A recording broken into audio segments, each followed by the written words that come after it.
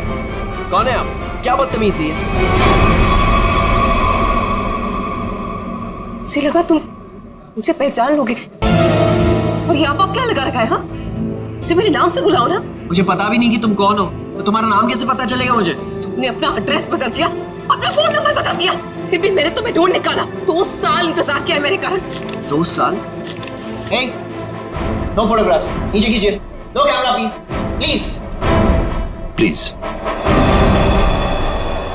अब मैं समझा, तुम्हें जरूर किसी और मोबाइल कंपनी ने भेजा है हमारे इस फंक्शन को खराब करने के लिए, राइट? क्या कह रहे हो तुम? हाँ, सही कह रहा हूं मैं। इतनी घटिया हरकत करने के लिए कितने पैसे मिले थे? बस बहुत बोल दिया तुमने। हाँ, बहुत अपमान कर दिया तुमने मेरा। तुम्हें जानना है कि मैं कौन हूँ? हाँ, मैं तुम्हारी बीवी हूँ, राधिका। कुछ याद आया? बस बहुत हो गया। एक शब्द भी बोला ना, वरना सिक्योरिटी को बुला के तुम्हें धक्के मार के यहाँ से बाहर निकाल दूंगा मैं। सिक्योरिटी! धमकी किसको दे रहे हो तुम? हाँ, जिसको जाके बोलना है ना बोलो जाके। साथ फेरे लिए मैंने तुम्हारे साथ, शादी की है मैंने तुमसे। इनफ! बहुत बोल लिया यार तुमने। करण बेटा शांत हो जाओ। इस रिश्ते के बीच में अब और कोई नहीं आएगा। करण रुको!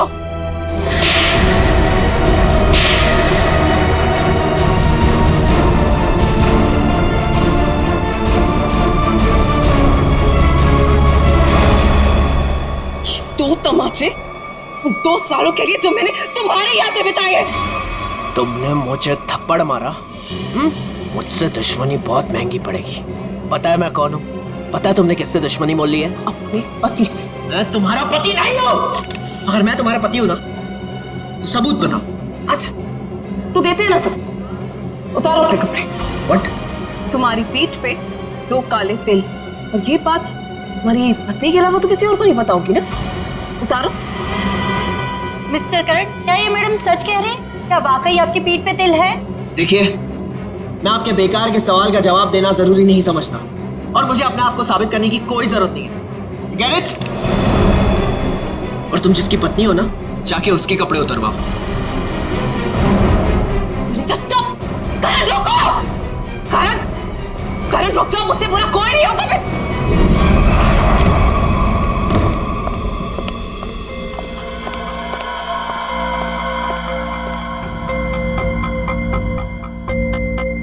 छोड़ूंगा नहीं मैं उस औरत को।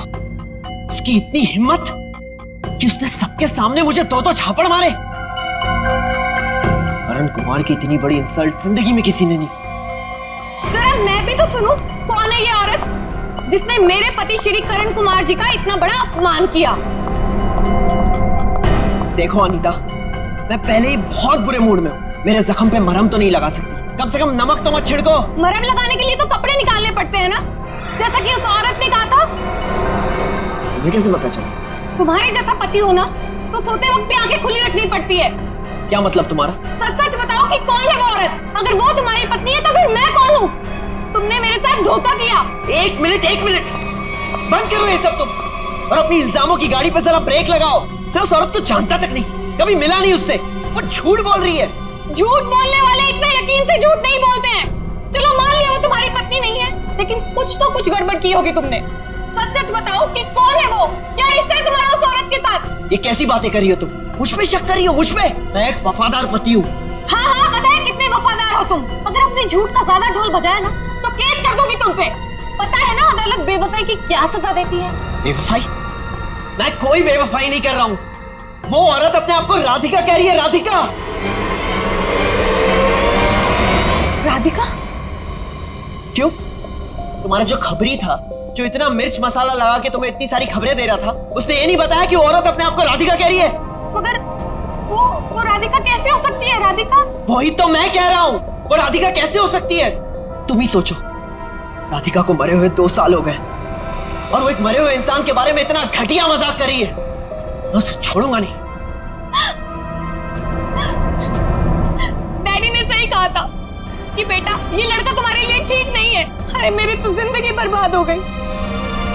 देखो, अब एक शब्द भी और बोला ना, तो तुम्हें सीधे तुम्हारे डैडी के घर भेज दूंगा मैं। समझी तुम? देखो, एक मिनट,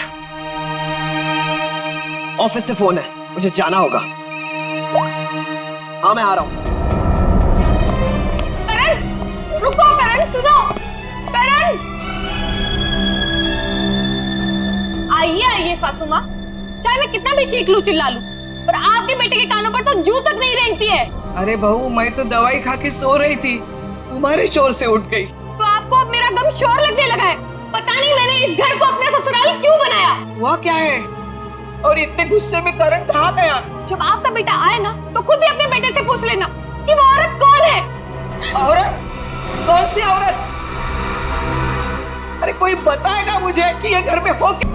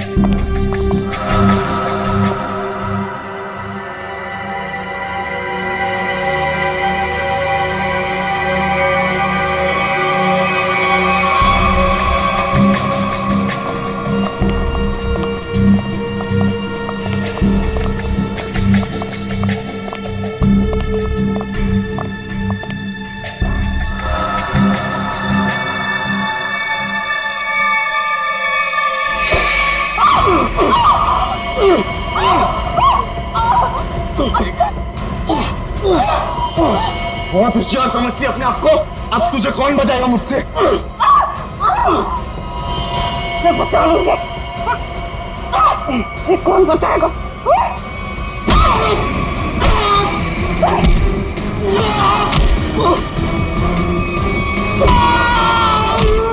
किसने भेजा तुझे? हाँ? मेरे पति के दूसरे बीवी ने भेजा है ना? तुझे पता है वो नकली है, इसलिए मैं हूँ। तुझे तो पुलिस वाले बताएंगे हम, समझा?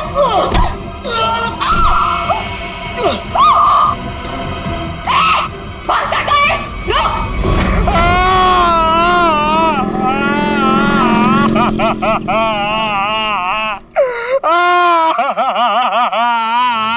अबे पंकज, ये किस तरीके से रो रहा है?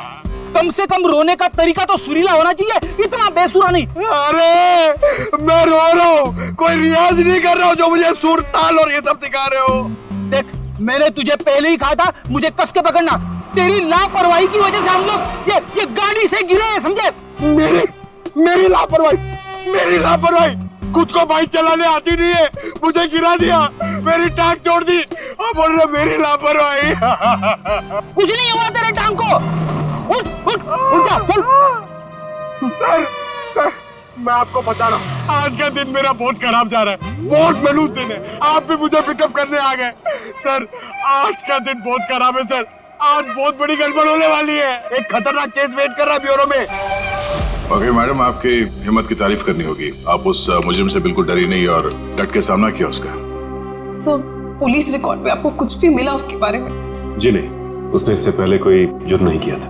और इसीलिए उस तक पहुंचने के लिए हमें आपसे कुछ सवाल करने होंगे। जी पूछिए। आप उसके बारे में कुछ और बता सकती हैं? नहीं सर, मुझे कुछ भी याद नहीं है, बल्कि मैंने वो होटल वालों से भी पूछा था, उन्होंने बोला कि उन्होंने किसी को आते जाते हुए नहीं देखा। अच्छा, आपको किसी पे शक है? एक ही तो इंसान है जिसको मेरी जिंदगी से ज्यादा मेरी मौत प्यारी है। कौन? वही मेरा पति करण। आपका पति? आपको पता है कितने सारे लोगों के बीच में उसने मेरी इंसल्ट की, उसने तो मुझे अपने बीवी मानने से भी इनकार कर दिया। और आपको पता है सर, इसी बात का ना बदला लेने के लिए उसने वो गुंडा भेजा था मेरा गला दबाने के लिए। एक मिनट मैम, शुरू से बताइए कि ये आपके और आपके पति के बीच में तनाव किस वजह से है? आप मेरे साथ करण के घर पे चलिए, आपको सब कुछ पता चल जाएगा कि क्या हुआ था। नहीं राधिका, जब तक हम ना बुलाएं तुम गाड़ी में बैठो। मगर क्यों? प्लीज राधिका जी, आप बात को समझने की कोशिश कीजिए, हम आपको जल्दी ही अंदर बुलाएंगे। ठीक है, बैठती हूँ।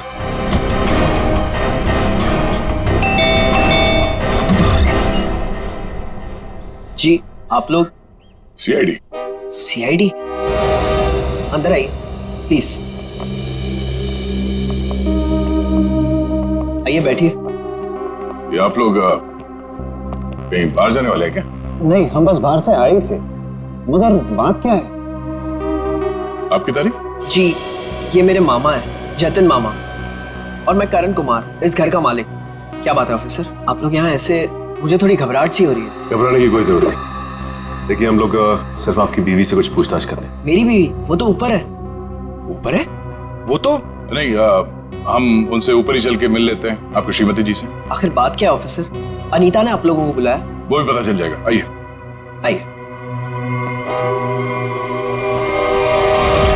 अनीता, अनीता कहाँ चली गई? बाथरूम में पानी बहने की आवाज आ रही है। श्रेया?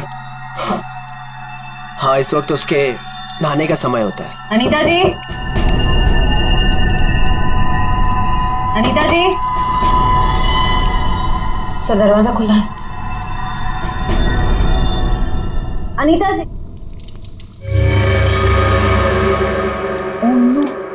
सर, अनीता जी, अनीता जी। अनीता, अनीता क्या हुआ? तेरी तो मर चुकी है। अनीता, अनीता, अनीता, एक मिनट, करण, आप समझिए प्लीज। अनीता को क्या हुआ? ले जाओ। करण जी, अनीता, करण जी, आप मेरे साथ बाहर चलिए प्लीज। आइए आइए आइए।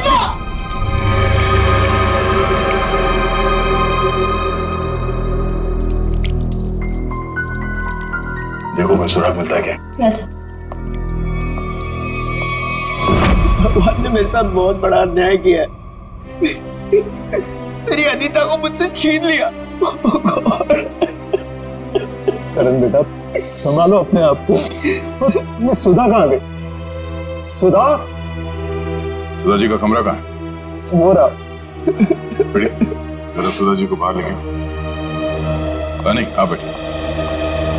माफ कीजिएगा, मगर हमें आप लोगों से कुछ सवाल करने होंगे। सर, ये बताइए। हाँ सर, वो सुधा जी। क्या क्या हुआ माँ को? हाँ, क्या हुआ माँ को? माँ, माँ, माँ, माँ, सुधा? माँ, माँ, माँ, आंखें खोलो। कहीं माँ भी? हाँ? नहीं, जिंदा है, नब्ज धीमी चल रही है। बड़ी एम्बुलेंस बुलाओ जल्दी। माँ, सचिन, माँ आंखें खोलो। माँ, माँ, माँ आंखें खोलो। इन दोनों का कहना है कि ये अभी अभी घर आए हैं। पता लगाना होगा कि सच्चाई क्या है। दोनों को अलग अलग ले जाके पूछताछ करनी होगी। नाक और कान में खून है। शरीर पे कोई चाकू या कोई हथियार के निशान नहीं?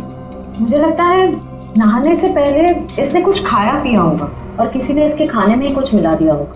हाँ, कि बाथरूम में सब सामान जगह पर है, हाथापाई या मारामारी का कोई निशान नहीं। वही तो।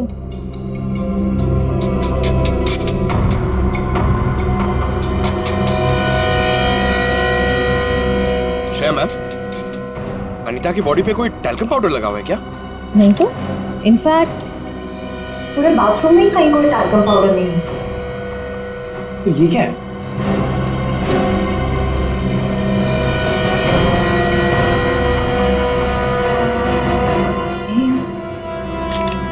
कहीं अनीता की मौत का इस पाउडर से लेना देना तो नहीं? सर, मैं भी अपनी माँ के साथ अस्पताल जाना चाहता हूँ सर। मुझे उनकी बहुत चिंता हो रही है, प्लीज सर मुझे जाने दीजिए। घबराइए नहीं, हमारा एक ऑफिसर गया आपकी माँ के साथ उनका ध्यान रखने के लिए। और एक बार ये तहकीकात पूरी हो जाए हमारी, उसके बाद आप भी जा सकते हैं हॉस्पिटल अपनी माँ से मिलने। सर, आपको जो भी पूछना है आप पूछिए सर। यहाँ आपके घर में 4 लोग थे। अनीता जी का खून हो गया, आपकी माँ बेहोश पड़ी थी, तो आप बचे 2, आप और आपके मामा जी। आप हम दोनों पे शक कर रहे हैं? क्या करें, हम सीआईडी वालों का काम ही कुछ ऐसा होता। शुरुआत शक की बुनियाद से ही होती है। आप हम पर शक कर रहे हैं सर? हमारे घर में इतने सारे नौकर भी तो हैं। मेरा मतलब थे। आज दोपहर को माँ ने सारे नौकरों को पनवेल भेज दिया सर, हमारे फार्म हाउस पे। वहाँ पे रेनोवेशन चल रही है, लेकिन अब तक तो उनको आ जाना चाहिए था। आज ही नौकर को बाहर भेजा और आज ही ये सब कुछ हो गया। ये कोई संयोग तो नहीं हो सकता। आपने आखिरी बार अनीता को जिंदा कब देखा था? आज दोपहर को 1 बजे से। उसके बाद मैं ऑफिस चला गया और फिर मामा जी के साथ वकील के यहाँ। करण ने मुझे 1:30 बजे संगानेर रोड से पिकअप किया, वहां से हम वकील के पास गए। और इस बीच आप दोनों की अनीता जी या सुधा जी से कोई बात हुई थी? नहीं, कोई बात नहीं, कोई फोन भी नहीं आया। वकील के साथ मीटिंग करने के बाद हम 4 बजे तक घर लौट आए। और घर का दरवाजा किसने खोला? मैंने आपको कहा ना, घर में सबके पास एक एक चाबी है घर की। मैंने अपनी चाबी से दरवाजा खोला और मैं और मामा जी घर में आ गए। हमें 5 मिनट भी नहीं हुए थे बैठे हुए कि घर की घंटी बजी और देखा कि आप लोग आ गए सर। और इस बीच आपने जाके देखा नहीं कि आपकी माँ और आपकी बीवी अनीता कहाँ है? सुधा दीदी रोज दोपहर से शाम दवाई खा के सो जाती थी, मगर हाँ, घर लौटने के बाद करण ऊपर जरूर गया था। क्या क्या कहा आप? करण ऊपर गया था? जी। तो आपने मरने से पहले अपने बीवी को देखा होगा? जी नहीं। नहीं? तो मामा जी झूठ बोल रहे? नहीं तो मैंने ऐसा तो नहीं कहा था ना। मैं ऊपर जा रहा था, लेकिन कमरे तक पहुंचने से पहले मेरा फोन बजने लगा। ऊपर नेटवर्क का प्रॉब्लम है, इसलिए मैं वापस नीचे आ गया। पता नहीं क्यों चाह कर भी हमें यकीन नहीं हो रहा आप दोनों के बयान पर। ऐसे लग रहा है कि हम लोग कोई कहानी सुन रहे हैं, एक मन घड़ंत रची हुई कहानी। अरे सर प्लीज, हमारे साथ इतना बड़ा हादसा हुआ है और हमें हमदर्दी दिखाने के बजाय आप हम पे शक कर रहे हैं। हमदर्दी से ज्यादा जरूरी हमारे लिए अनीता को इंसाफ दिलाना है, उसके खूनी को फांसी के फंदे तक पहुंचाना है। अब उस मुजरिम को पकड़िए सर, क्या पता कल को वो मामा जी या मुझे मार दे। सर ऊपर बाथरूम में ये हरा पाउडर मिला, इसके अलावा और कोई खास सबूत हाथ नहीं आया है। आप कुछ बता सकते हैं इस पाउडर के बारे में? क्या है? नहीं सर, इससे पहले इस पाउडर को मैंने बाथरूम में कभी नहीं देखा। कोई बात नहीं, हम पता कर लेंगे। पंकज, टेस्टिंग के लिए भेज दो।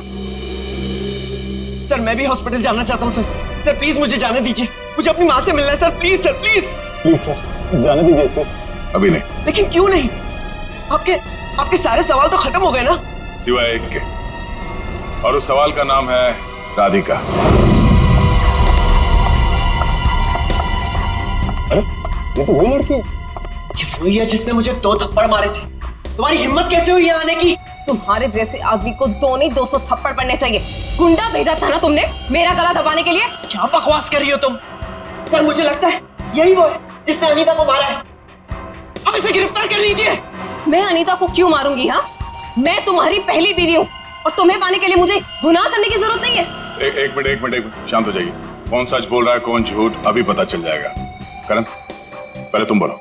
ये मेरी बीवी राधिका नहीं है, क्योंकि मेरी बीवी राधिका वो है वहां जो उस तस्वीर में। सर, आज से 2 साल पहले एक हादसे में राधिका गुजर गई। ये भला मेरी पत्नी कैसे हो सकती है? सर ये झूठ बोल रही है, ढोंग कर रही है ये। जब से ये मेरी जिंदगी में आई है ना, सब गलत हो रहा है, सब गलत हो रहा है। मेरी अनीता गुजर गई, मेरी माँ अस्पताल चली गई, और आज पहली बार ऐसा हुआ है कि हमारे घर में सीआईडी आई है। तुम्हारी बीवी अनीता को मैंने नहीं मारा है, और सासू माँ भी मेरी वजह से अस्पताल ले गई है, समझे? तो क्या सासू माँ? Sir just look at her, कितना झूठ बोल रही है। एक मिनट करण। मैम, फोटो में जो ये लड़की है उसका चेहरा और आपका तो बिल्कुल अलग, कोई मेल नहीं खाता, जमीन आसमान का फर्क। सर अब मुझे 2 मिनट दीजिए, मैं साबित कर दूंगी कि ये फोटो वाली लड़की वही हूँ। ठीक है, साबित कीजिए। करण, तुम और मैं 2013 जुलाई में जयगढ़ गए थे ट्रैकिंग के लिए। तुम और मैं नहीं गए थे, मैं और मेरी पत्नी राधिका गए थे। लेकिन तुम्हें कैसे पता चला? उस वक्त एक हादसा हुआ था, एक लड़की की मौत हो गई थी पहाड़ से नीचे गिर के। वो लड़की मैं थी, राधिका तुम्हारी बीवी। तुम? मैं पहाड़ से नीचे गिर गई थी, तुमने तो मुझे ढूंढने तक की कोशिश नहीं की थी। ढूंढा था, करण ने खुद मुझे बताया था। जी, इन्होंने बोला और आपने मान लिया। सर मैंने अपनी पत्नी को ढूंढने की बहुत कोशिश की, दिन रात कोशिश की, लेकिन मुझे उसकी लाश तक नहीं मिली। कैसे मिलती तुम्हें उसकी लाश? हाँ, मैं मरी नहीं थी, मैं जिंदा थी और तुम्हारे सामने खड़ी हूँ। सर ये फिर से झूठ बोल रही है सर। एक मिनट, जब आप पहाड़ से गिरी तो फिर तो बच कैसे गई? क्योंकि कुछ सांसें बची थी मेरे अंदर। आपको पता है 2 साल लगे थे मेरी हड्डियां छोड़ने में, पूरा चेहरा खराब हो गया था मेरा। वो तो शुक्र है डॉक्टर पुनीत का, जिन्होंने मुझे नया चेहरा दिया। लेकिन शादी को देखिए, अभी तक मारने को तैयार नहीं कि मैं इसकी बीवी हूँ। सर झूठ बोल रही है, ये बेकार की कहानियां बना रही है, ढोंग कर रही है। क्यों झूठ बोल रही हो? क्या करूं मैं? कहा किसके दिखाऊं कि मैं तुम्हारी बीवी हूँ? तुम्हें जो करना जाके करो, जिससे पता करना जाके करो। मैं क्यों करूं? सच क्या है और झूठ कौन बोल रहा है वो भी सामने आ जाएगा।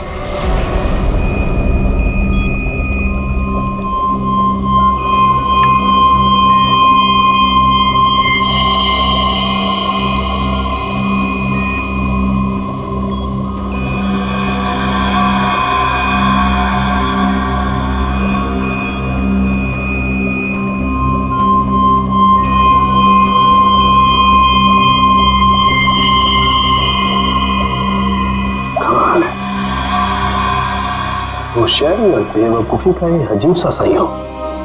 कालू के साहब, आप इतने उलझे उलझे क्यों लग रहे हैं? आपको तो खुश होना चाहिए। इस बार हमने जो तगड़ा सबूत दिया है आपको, वो पाउडर। अगर वो पाउडर आप लोग नहीं भेजते ना तो भी मैं अपना काम चला देता। कैसे बताता हूं। एक हाँ मेरे साथ।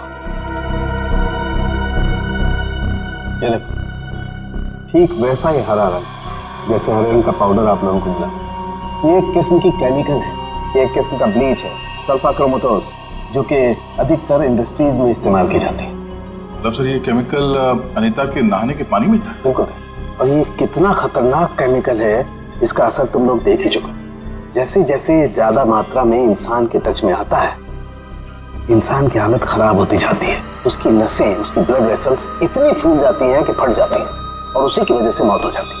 सर, बाथरूम में कोई बकेट तो नहीं थी, यानी वो जहरीला पानी शावर से ही आया होगा ना? लगता तो ऐसे ही है। दोबारा जाके वहां पे वो शावर चेक करना पड़ेगा। डॉक्टर साहब ये बताइए कि करण की माँ सुधा जी, उन्हें भी इसी तरह के केमिकल से बेहोश किया गया था? हाँ दया, था तो केमिकल ही, लेकिन ये केमिकल नहीं था। वो केमिकल था मैथनॉल। हाँ बताता। ये देख रहे हो, ये लाल लाल निशान उस मैथनॉल के रेजिड्यू। ये किस तरह का केमिकल? ये केमिकल इंसान को पूरी जिंदगी के लिए पैरालाइज कर देता। मतलब खूनी सुधा जी को मारना नहीं चाहता था, उन्हें हमेशा के लिए अपाहिज बनाना चाहता था। लगता तो ऐसा ही। कोई आपसी दुश्मनी का मामला लगता है सर। एक को मार दिया और एक को जिंदा लाश बना दिया। क्या अनीता जिस पानी से नहा रही थी उसमें जहर था? इसलिए अनीता की मौत के बाद इस बाथरूम के और टंकी के पानी के इस्तेमाल पर रोक लगा दी गई थी। लेकिन हम सब इसी टंकी के पानी से नहाए थे, फिर हमें कुछ क्यों नहीं हुआ? इसका जवाब भी बहुत जल्द मिल जाएगा आपको। सर, मुझे तो नौकरों पे शक है। हम तो पनवेल वाले फार्म हाउस पर थे, और हम क्यों मिलाएंगे मेम साहब के नहाने के पानी में सर? और ये पानी हमारे बाथरूम में भी आता है। ठीक है, आप सब लोग यही रहिए। उस जहरीले पानी का असर सिर्फ अनीता पे क्यों हुआ और बाकी किसी पे क्यों नहीं हुआ, वो अभी पता चल जाएगा। पंकज,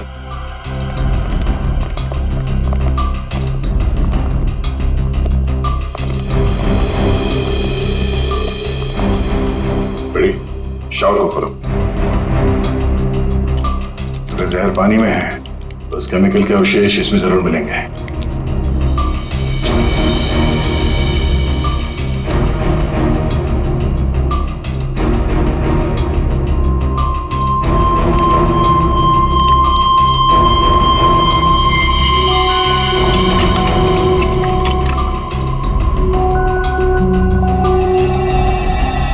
ये देखो, ये क्लोरीन नहीं है, जहर है। पानी की टंकी में ही जहर है, यहाँ पे नहीं डाला गया। चलो ऊपर। जवाब चाहिए ना आपको? चलिए ऊपर।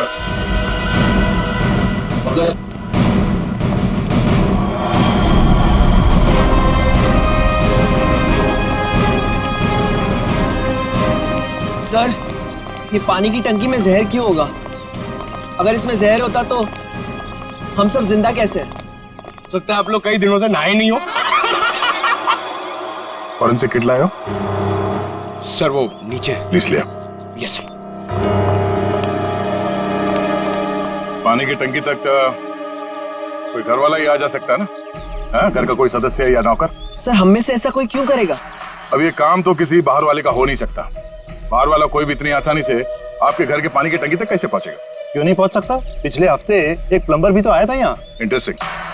पर आप लोगों की जानकारी के लिए बता दूं, इस जहरीले पानी का असर सिर्फ अनीता पे इसलिए हुआ क्योंकि खूनी ने वो जहर पानी में उस वक्त मिलाया जब अनीता नहाने के लिए गई। हाँ सर, ऐसा हो सकता है क्योंकि घर पे सबको पता था कि अनीता किस वक्त नहाने जाती है।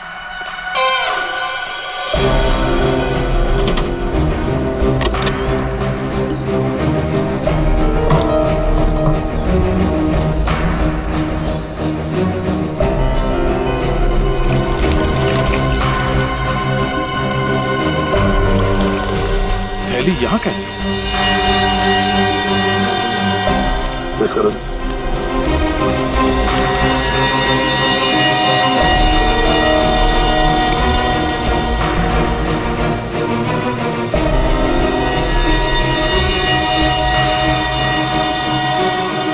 सर, पानी में जहर है। पानी में जहर है?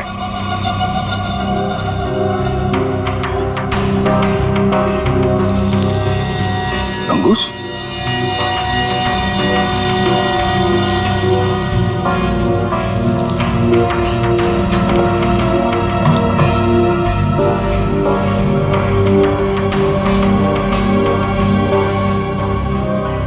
क्या कहा आपने? एक हफ्ते पहले प्लम्बर आया था?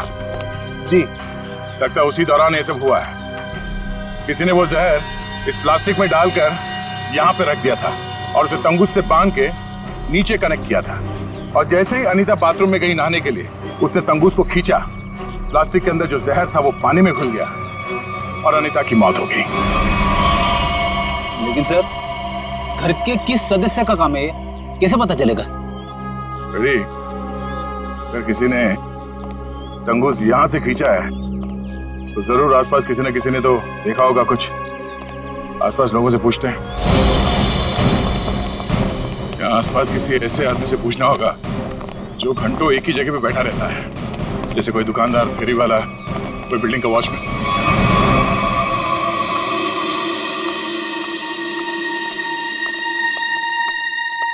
सुनिए भाई साहब, वो आइए आइए बहन जी, एकदम ताजी सब्जी है। कौन सी दूं? नहीं, मुझे सब्जी नहीं लेनी है, मैं सीआईडी से हूँ। हमें आपसे कुछ सवाल करने। सवाल? कौन से मैडम सवाल? तो आप रोज बैठते हो यहाँ पे सब्जी बेचने? पिछले 2 साल से हम यहाँ दुकान लगा रहे हैं साहब। तो पिछले 2 साल से आप ये सामने वाला घर भी देख रहे होंगे? हाँ साहब। परसों दोपहर को 1 से 3 बजे के बीच में तुमने किसी आदमी को देखा था उस घर के आसपास? तो ऐसा आदमी जिसपे तुम्हें शक हुआ हो, तो उस घर के आसपास बहुत देर से खड़ा हो। परसों साहब, हाँ, वो घर का जो नौकर है ना साहब, वो घर के बाहर बहुत देर तक खड़ा रहा साहब। वो दीवार से सट के किसी को फोन कर रहा था। हाँ, सामने आएगा तो पहचान लोगे ना? पहचान लेंगे। गुड। पंकज सर, तो मालूम है ना क्या करना है? हाँ सर, आज वो घर पे कपड़े धोने का टर्न मेरा है और जूनियर को मेरे कुत्ते को खाना भी खिलाना था और एक काम था सर वो यार। पंकज, तुम हमेशा से इतने इंटेलिजेंट थे क्या? मैं इस केस की बात कर रहा हूँ। अरे ये सर सॉरी, थोड़ा कंफ्यूज हो गया था सर। तो जाके उस घर से नौकरों को ले आओ। और हाँ, उन्हें क्या कहना है पता है ना, कि वो भी मुझे समझाना पड़ेगा। नहीं सर, पता है सर, मैं अभी लेके आता हूँ। सर, इसे अकेले क्यों भेज दिया? जरूर कुछ ना कुछ गड़बड़ करेगा ये। अच्छा, मोटर बाइक की एक्सीडेंट जैसी गड़बड़? आपको पता चल गया? सीआईडी में हूँ, बाहर की खबर रखने से पहले अंदर क्या हो रहा है ये जानना बहुत जरूरी। इसमें मेरी गलती नहीं थी, पंकज की थी। रेडी, अभी शिकायत विकायत करना बंद करो। अच्छा पंडित, वो भाजी वाला देख रहे हो? वो वहाँ? हाँ, जिसने आपके पीवी के नहाने के पानी में जहर डाला है, वो उसे पहचानता है क्या? चलो जल्दी इधर आओ। जरा पहचान कौन है इनमें से? हाँ साहब। तुम? अरे मुझे क्यों फंसा रहे हो? तुम्हें जरूर कोई धोखा हुआ है। कौनो धोखा नहीं हुआ साहब, ये है वो। नहीं साहब, मैं सही कह रहा हूँ साहब। इधर सब मैं सच कह रहा हूँ साहब। देख प्रीतम, हम जानते हैं कि तूने खुद ये सब नहीं किया, मगर तूने किसी के कहने पे जरूर किया है। अगर तुम हमारे साथ कोऑपरेट नहीं करोगे तो शायद फंस जाओगे, है ना? बोल। बबलू, हाँ? बबलू प्लम्बर साहब, उसने 20,000 रुपए दिए थे। मैंने तो साहब तार खींच के केमिकल मिलाया था साहब अनीता मैडम के नहाने के टाइम पर साहब, और कुछ नहीं साहब। जिस थाली में खाया उसी में छेद किया। 20,000 रुपए के लिए ईमान बेच दिया तुमने। नहीं करा। गलती हो गई साहब, गलती हो गई साहब। मुझे सजा कानून देगा। अब तू ये बता, वो प्लम्बर बबलू कहाँ मिलेगा?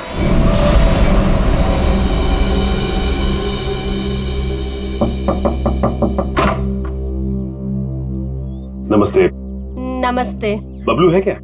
आप लोग बाद में आना, बबलू भी घर पर नहीं है। कहाँ गया बबलू?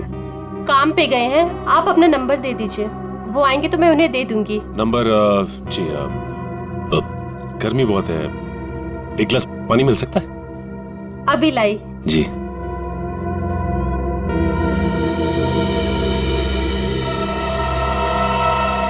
ये क्या? बबलू के प्लम्बिंग का सामान तो यहीं पड़ा हुआ है। इसका मतलब ये औरत हमसे झूठ बोल रही है। Thank you. थैंक्स। चलते। पर आपने अपना नंबर नहीं दिया। हम लोग फिर आ जाएंगे। Thank you. कितना गर्मी है इधर। ओह गॉड, किधर आ गई मैं? मुझे लग रहा है चक्कर आने वाला है मुझे। ओह गॉड। अरे भाई साहब सुनिए, ये बैबलू किधर रहता है? बैबलू प्लम्बर इधर रहते हैं। इधर? Okay thank you. Bablu, Bablu बाहर आ जाओ। देखो बाहर आ जाओ, वरना मुझे पुलिस को बताना पड़ेगा कि तुमने मेरा बेल्जियम का पाइप और जापान का नल का चोरी किया है। बैबलू, बैबलू। आप कौन हो मेम साहब, और इस तरह से शोर क्यों मचा रहे हो? अरे कैसे शोर नहीं मचाएगा? मेरे घर में बैबलू ने डाका डाला है, डाका। रॉबरी किया है, 1.5 लाख का पाइप चोरी किया है मेरा इटालियन मार्बल वाला बाथरूम से, एंड 2 लाख का जापान का नल का चोरी किया है। 2 लाख का नल का? इन अमीरों के पास कितने फालतू पैसे होते उड़ाने के लिए। देखो मेरा टाइम वेस्ट नहीं करो। बैबलू, लास्ट वार्निंग दे रही हूँ तुम्हें, मैं पुलिस को फोन कर रही हूँ। बैबलू। मैडम मैडम, आपको जरूर कोई गलतफहमी हुई है। मैंने जापान का नलका देखा ही नहीं, तो उसे चुराऊंगा कैसे? अब तो जापान के नलके की छोड़ और जेल के नलके की सोच। सीआईडी वालों ने मेरे साथ धोखा किया, मुझ पे झूठे इल्जाम लगाया। क्या करे, कभी कभी चूहों को बिल से निकालने के लिए सीआईडी को ऐसी चालबाजियां करनी पड़ती, समझा? अब बोल, अनीता को जहर क्यों दिया? जहर? पाउडर में जहर था? मुझे वाकई नहीं पता था। तुझे क्या लगा पानी के कीड़े मारने की दवा है वो? हा? पता नहीं साहब, मैंने इतना सोचा ही नहीं था। 50,000 रुपए मिल रहे थे, मैंने बिना दिमाग लगाए चुपचाप काम कर दिया। किसने दिए 50,000 रुपए तुझे? मुझे नहीं पता, एक फोन आया था होटल से। कौन से होटल से फोन आया था? Excuse me ma'am. Good afternoon sir. Good afternoon ma'am. हमारे होटल में आपका बहुत बहुत स्वागत है। अरे वाह, इतने प्यार से हमारा स्वागत किया। जनरली सीआईडी को देख के तो लोग मायूस हो जाते हैं। सीआईडी? क्या बात है सर? इसे पहचानती हैं आप? नहीं पहचानती। क्या बात, मतलब आपने कभी देखा ही नहीं है? याद तो नहीं आ रहा है। ठीक है, हम आपको याद दिला देते हैं। बबलू नाम है इसका। पिछले हफ्ते यहाँ इस होटल से एक पैकेट लेने आया था, आप ही के होटल में किसी गेस्ट से। कौन सा गेस्ट था सर? अगर ये सब कुछ हमें पता होता तो यहाँ क्यों आते? एक्चुअली यहाँ हर रोज बहुत गेस्ट आते हैं, और पिछले हफ्ते यहाँ कौन कौन रुका था ये कैसे याद रहेगा? हाँ ये बात तो है, पर आपके पास कोई रजिस्टर, कोई रिकॉर्ड्स के लिए आपके मेहमानों के या जो लोग उनसे मिलने आते हैं रखते होंगे ना? तो आप जरा उसमें चेक कीजिए और बताइए ये बबलू किससे मिलने आया था। हाँ सर, मैं चेक कर लेती हूँ। प्लीज।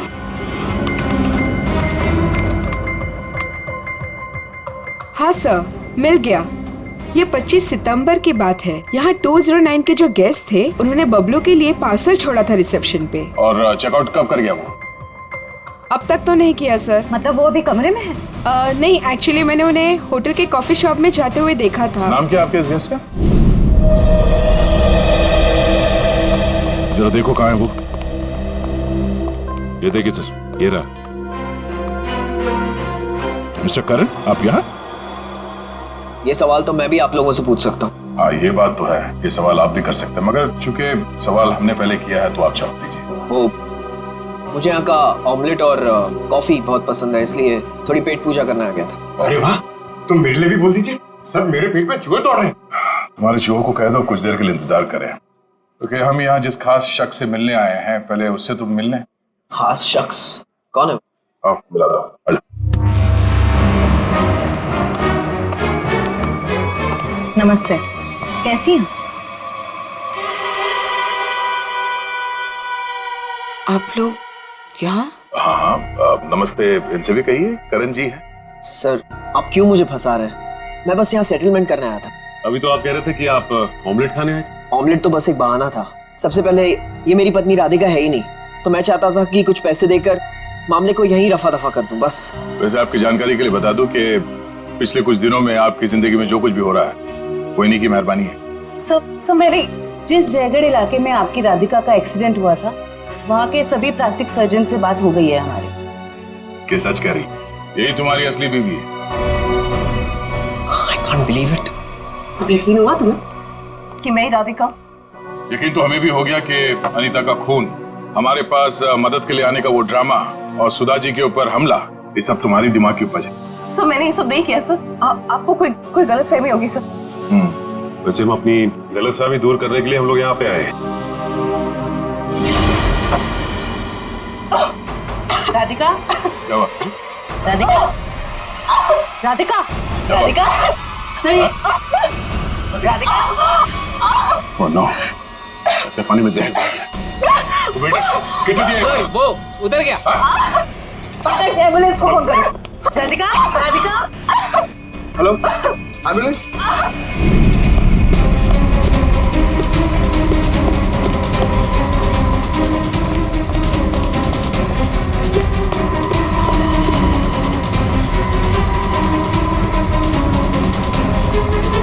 और कहाँ भाग हो गया? जाने दो मुझे। हाँ? जाने दो मुझे। जाने दो मुझे। जाने दे।